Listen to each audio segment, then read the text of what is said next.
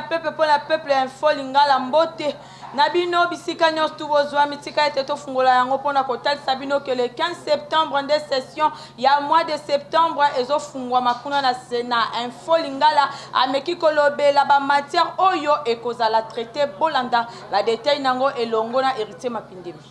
Session parlementaire, il y a septembre, pour la chambre haute du parlement, et ils allaient kofungwama mercredi 15 septembre 2021. Bosimba Kendenge Mobeku Yamboka, Ezali Koloba, l'article 115, il y a Constitution, honorable rapporteur Michel Kanimbu, il y a Sénat, il y a convié qui va honorable sénateur, peut inviter Yandenge Nandenge, na ouverture solennelle, Oyo Eko Salema, na salle de conférence internationale. Bosimba que session ya mois septembre, Eko Zala session moko mingi penza budgétaire, session Oyo Bakoye Banako adopté, projet de loi de finances et réduction des comptes exercice 2022. Bako adopté projet de loi de finances exercice 2022. Pe bako débattre loi ya réduction des comptes en exercice 2021. Yango ekozala mingi penza élaboré na gouvernement ya ba warrior oyo ekambami na numéro 1 Jean-Michel Samalukonde Kenge oyo bako présenter yango. En dehors ya wana Bosimbake ba honorable sénateur bako examiner pe makambu ya ndenge na ndenge mingi penza ba arriéré législative oyo bazana yango jusque là na mesa oyo ezali na nous traité boye session ya septembre ezali session ordinaire ya souka pour clôturer année 2021 et cause à la session moko riche en couleurs. En dehors il y a projet de loi de finances où il cause à la débattu makambu ya ndenge na ndenge pe et cause à la kuna na ngambu ya Sénat pour clôturer année 2021. Nangambo ya Assemblée nationale pekuna mercredi 15 septembre nde misala ekofungwama à part ndenge eza session budgétaire kasi makambo ebele ekozala traité. Pas détail encore une fois de plus hérité Mapindemi. Mercredi 15 septembre, nde ekozala rentrée parlementaire na niveau ya Assemblée nationale. Bosimba Kenasima ya quelques mois ya vacances, ba honorable député, malgré bazalaki toujours disponible pour na proroger état de siège na province ya Ituri pe na province ya Nord Kivu, rentrée effectivement dite ekozala bongo mercredi 15 septembre, séance moko solennelle ekozala organisée pe dirigée na bokambeme ya président Christophe Mbosonko Diampwanga. Bosimba ke pour na session ya mois de septembre, ezali session moko ya ba enjeu de taille en dehors ya kozala session budgétaire pambate gouvernement na bokambeme ya premier ministre Jean-Michel Samalukonde Kenge bako profiter na session ya mois ya septembre pour na ko déposer projet de loi de finances exercice 2022 enfin que ezala adopté na niveau ya Assemblée nationale. Nyonso wana ezali kotalisa malgré priorité ezali pour na budget kasi ba dossier ya makasi ba dossier moko ekuba oyo ekozala bongo géré na niveau ya Assemblée nationale ezali mingi pe bato bazali kolobela likambo etali rapport ya commission paritaire mixte oyo etamaka po na kozwa ba candidature oyo eutaki na ngambu ya ba différentes composantes oyo bako diriger bureau ya commission électorale nationale indépendante peu plénière likambo oyo etikali na ndengwana pambate jusque la séance plénière ezalaki convoqué te natina wana tozali kozela session ya mois de septembre oyo ekolekate po na komona dossier oyo ezala traité dossier mususu ya makasi oyo ezali kotangisa bato ezali bongo likambo ya proposition ya loi oyo ezali kolobela nationalité oyo Noël Chani apesaka epai ya honorable Nsingi Pululu andosaki yango po na kozala déposer na niveau ya bureau ya Assemblée nationale bato ebele bazali kozela soki bakomona proposition ya loi oyo ekozala na ordre du jour ya session ya mois ya septembre bamakambu ezali ebele bamatière ezali ebele oyo evandi na mesa ya président Christophe Mbosonko Diampwanga ezali kozela ouverture ya session ya mois ya septembre déjà à partir ya mercredi bongo na sima ba groupe parlementaire bakokutana elongo na bureau po na kosala calendrier ya mois ya septembre oyo misu ya bato nyonso ezali kuna po na koyeba eloko nini ekozala traité.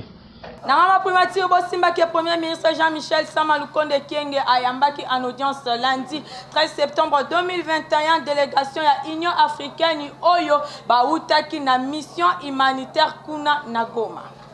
Délégation ya Union africaine oyo ekumbamaki epai ya Monsieur Lamine Bahali oyo azali représentant ya République arabe Sahara occidentale auprès ya Union africaine pe République fédérale na démocratique ya Éthiopie. Délégation oyo bauti ko effectuer mission moko humanitaire ya solidarité kuna na Goma. Mission yango ezalaki ya komemela bango soutien ya Union africaine na gouvernement na peuple congolais pour la éruption volcanique ya Nyiragongo oyo ekomelaki bango oyo bazalaki accompagné na chef ya gouvernement na nzela ya vice-ministre ya ba affaires étrangères na bango Sami Adubango Awato na kopsilisa na bango masolo na premier ministre liboso ya bapandisango Monsieur Lamine Bahali atalisaki ndenge premier ministre ayambaki bango kitoko na ebandeli pe suka ya programme na bango oyo ezalaki constructif na ba résultat moko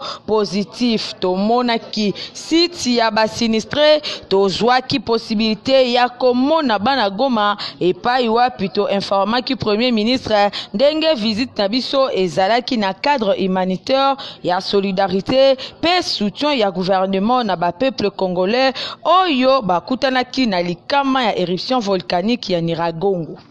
Pour traduire en acte fusion, il y a chef de l'État Félix-Antoine Tshisekedi Tshilombo du jeudi 9 au dimanche 12 septembre, ministre de l'intégration régionale, premier secrétaire général adjoint à Palou, maître Didier Manzenga Mukandu a inauguré qui na territoire ya Masimanimba, hôpital ultramoderne, école, 3 maisons de passage, stade, témoin à événement Michael Bristoto. Mosika ya bureau na ye climatisé ya Kinshasa, l'homme de Kisalu Nantoala Kutuba Nanima, ministre de l'intégration régionale et francophonie, premier secrétaire général adjoint, ya parti politique Palou, maître Didier Mazenga Mukanzu, oyo bazobenga mikolo yo mopepe, po aza kokende se kokende. Akitaki mokola jeudi 9 septembre awa na Masamuna, na territoire ya Masimanimba, mingi pendant na province ya Kwilu, ayamba makepe administrateur du territoire na bokomi na ye, azwaki sima na yango ba honneur militaire le même jour akitaki na Kibangu oezali terre natal na ye na secteur ya Bindungi wape pai Didier Mazenga Mukanzu atongi na ba moyenne moko propre s'il vous plaît mo bange na hôpital ultramoderne oboza komona baptisé na kombo ya défunt papa na ye hôpital papa Mukanzu Ntiaba Kweno Arthur. Mokola vendredi 10 septembre, nde inauguration nango esalemaki na impact pe idéologie na présence ya gouverneur ya province ya Kwilu, mwana mboka Willy Atundala. Vice na ye pe bato ebele bazalaki wana, sima ya ba discours ebele esalemaki, ye moko initiateur ya hôpital, excellence Didier Mazenga Mukanzu, asalaki discours pona koyebisa bana Kibangu, que apesi bango cadeau ya hôpital oyo, po esunga kaka bango te, kasi ezala bato ya misika. Nyonso kolandisa ma vision ya mokonzi ya mboka Félix-Antoine Tshisekedi Tshilombo ya kobongola social ya bakongolais. Après yango ruban symbolique ekatemaki epai ya gouverneur suivi na visite baloko bondi melangai que matériel o eza awa pardon bino moko bolukela yango kombo po eza ya dernier cri ya kosakana te nyonso sous une ambiance forte ya kosakana te pona koyamba cadeau oyo. De la vision du chef de l'État, le peuple d'abord. Donc ça vient au bénéfice de la population. Voilà. L'important c'est de leur dire de préserver cet acquis parce que ça arrive rarement. Et bongo samedi 11 septembre, l'homme de Kisalu Nantoala Kutuba Nanima, excellence Didier Mazenga Mukanzu, ayaki bongo ko inauguré awa na Mukala na secteur ya Kinzenga, ba bâtiment ya sika ya école Kimbau, école yimoko atangela, ndenge kaka bokwe komona, construction nango déjà komi kokende na suka. Akataki moko ruban symbolique, pe asalaki visite ya basal. Kolongwa awa nda kitaki mbala moko na Kinzenga. Awa ayambamaki kitoko pe asalaki inauguration à maison de passage boya après cérémonie na retour na ye tellement bana kifunga bazalaki kozela maboko akofungwama na base ya Palou akitaki pe asololaki na impact ya kosakana te na population oyo batondaki na esengo ya komona excellence Didier Mazenga Mukanzu Palou Dimanche 12 septembre, Didier Mazenga Mukanzu akitaki na secteur ya Kitoi wape pai population bayambaki na sengo makasi sima ya ba discours pe scénario ya ba maman pona kosenga na excellence Didier Mazenga akotisela bango mai alekaki mbala moko boye na inauguration ya maison de passage mosusu ye moko akataki ribbon symbolique pe asalaki visite lokola momesano kolongwa wana le warrior le plus virevoltant du gouvernement Sama Lukonde akitaki na territoire ya Masimanimba kuna pe asalaki inauguration ya maison de passage oyo bozali komona akataki ribbon symbolique pe asalaki visite kolongwa wana kaka na masi ayaki makolo korta tiko ya kotala mobange na stade oyo boza komona oyo ye moko na bamoyen na ye propre aza kotongela bana ya Masimanimba pelouse synthétique kutu deja yango ndenge boza komona eza na pointe kala mingi te eza kosila.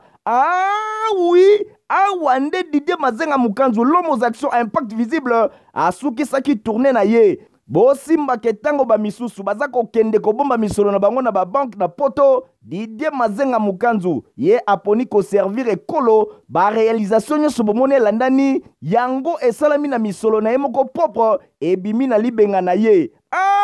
Excellence Didier Mazenga Mukanzu umela tata. Malgré Masolo na bango na gouverneur Lamuka a maintenir marche na ye na mokolo ya mercredi 15 septembre ndenge héritier Mapindemi atalisi. Malgré Masolo na bango na gouverneur ya ville ya Kinshasa Gentini Ngobila Mbaka pona oyo etali marche na bango ba projetaki pona mercredi 15 septembre Lamuka plateforme ya Martin Fayulu Madidi elongo na Adolphe Muzitu bango ba boyaki décision ya gouverneur ya ville ya Kinshasa Gentini Ngobila Mbaka oyo a proposaki bango date mosusu bosimba ke na sima ya koboya kozwa acte na yango bazongaki mokolo ya lundi 13 septembre na kuna na hôtel de ville et pas wapi ba betaki masolo na gouverneur ya ville ya Kinshasa kasi masolo na bango ba trouvaki compromis pambate numéro 1 ya ville ya Kinshasa a proposaki bango date ya le 17 septembre a proposé bango date oyo pona ye raison a pesi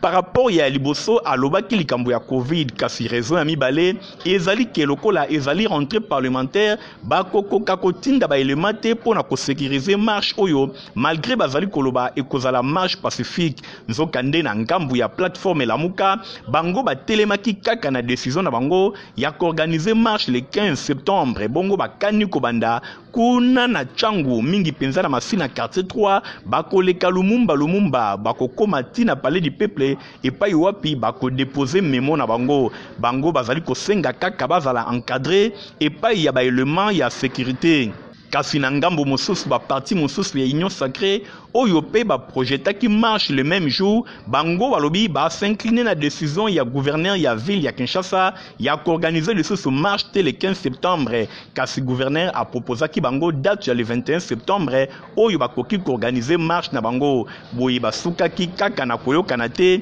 gouverneur a proposé eloko mosusu Lamuka pe a décidé kosala eloko mosusu rendez-vous mercredi 15 septembre pona kotala eloko nini ekosalema.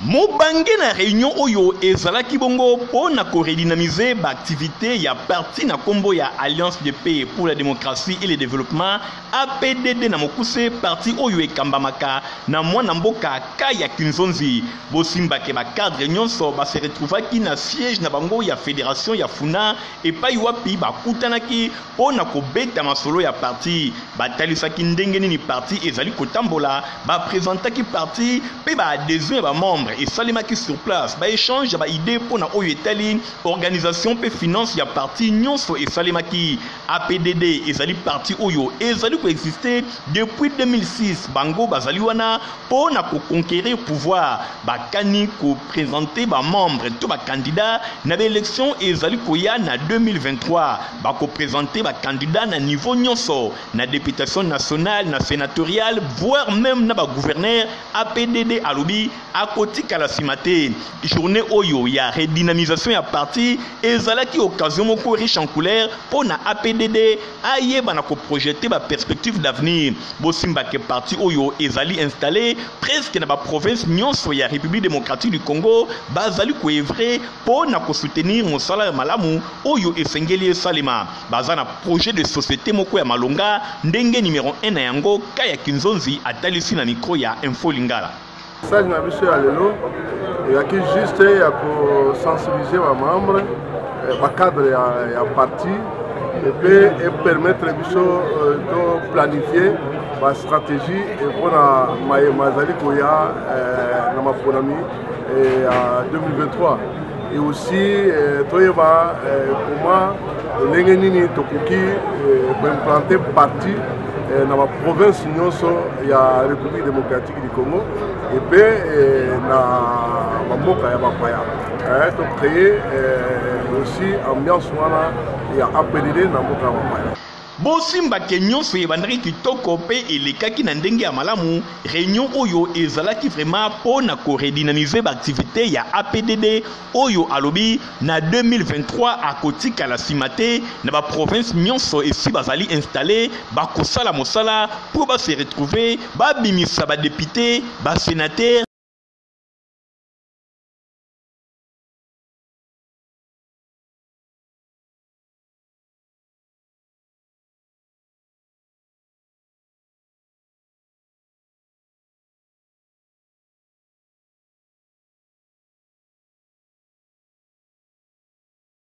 phénomène érosion et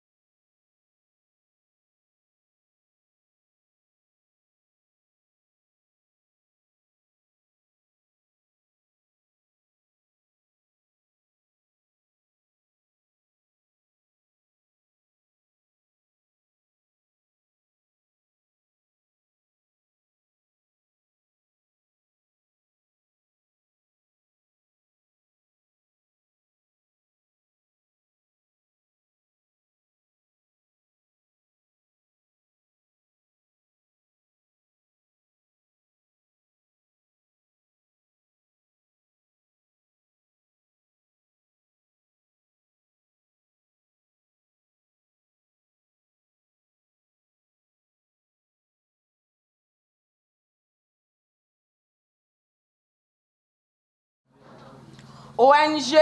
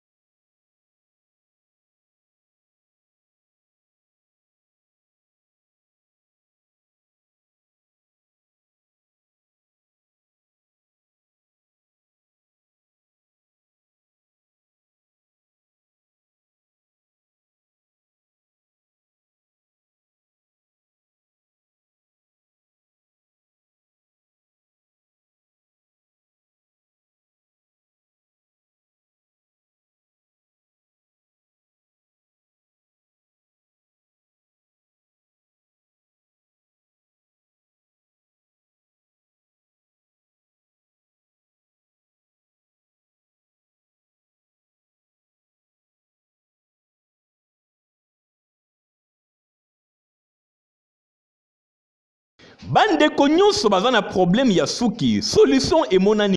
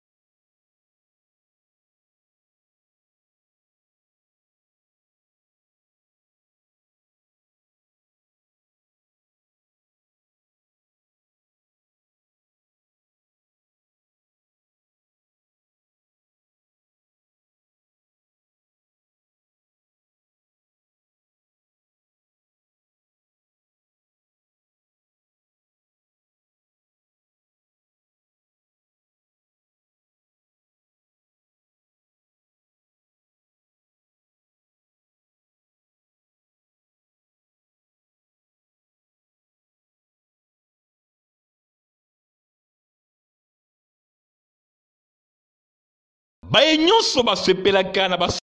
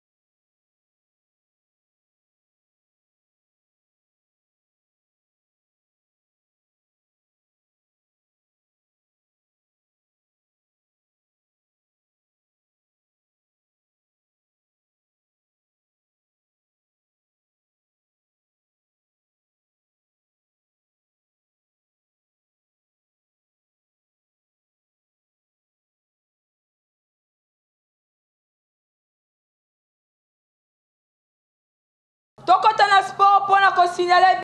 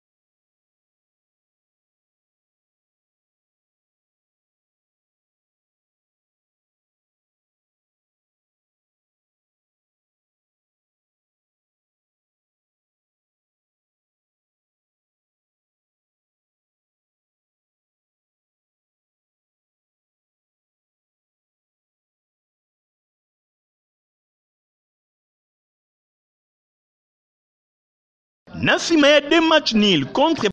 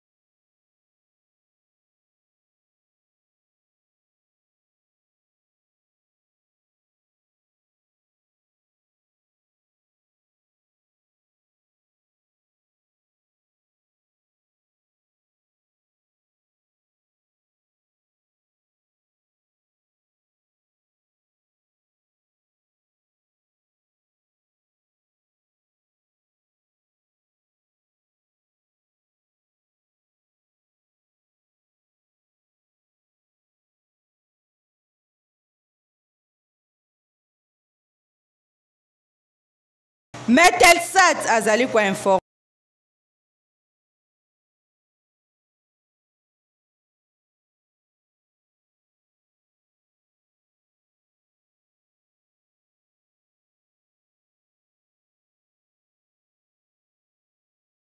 Badate extrême ya mbula ya liboso.